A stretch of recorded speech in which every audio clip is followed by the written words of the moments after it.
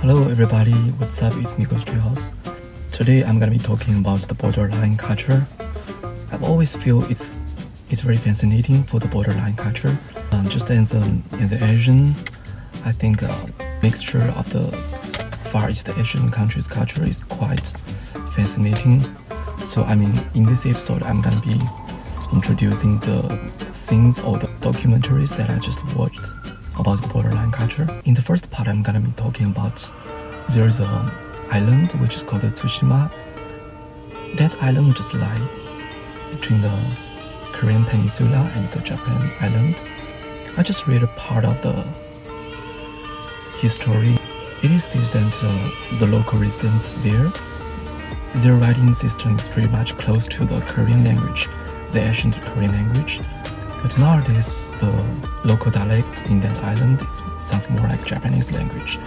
So I think it must be very charming if we doing some deep research about this part, about the local people, the local culture, and what kind of a mixed culture is just formed during the period of time and along the time past.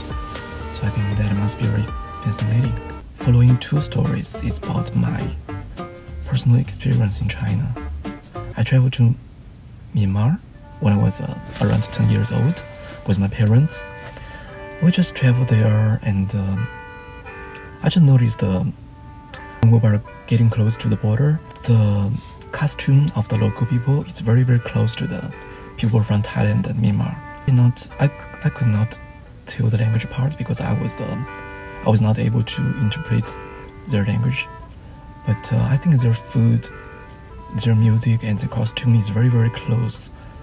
And then after I just watched the documentary about this part, which says that the people in Thailand are the same language, and there's a Chinese minority which is called the Dai, and they even have the same festival which calls the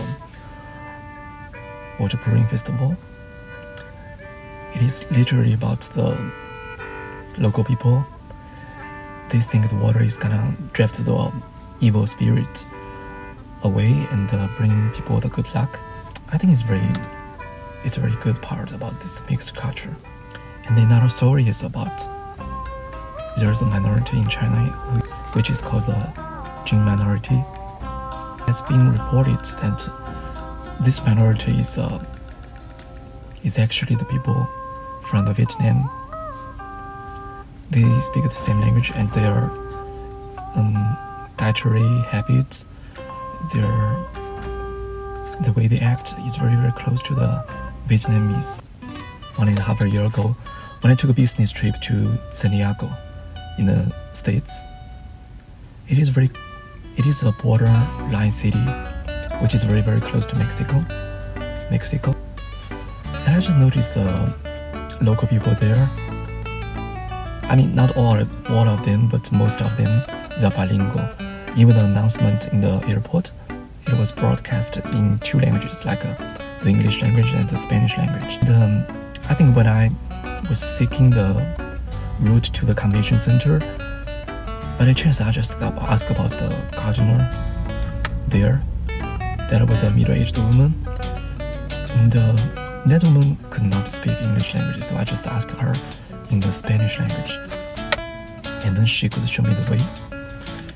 And one of my co-worker who was from Mexico, that guy is very fluent in the Spanish language, and he said it was his first time to San Diego City, and he just told me that he had some kind of feeling about the vibration and the sense of San Diego City.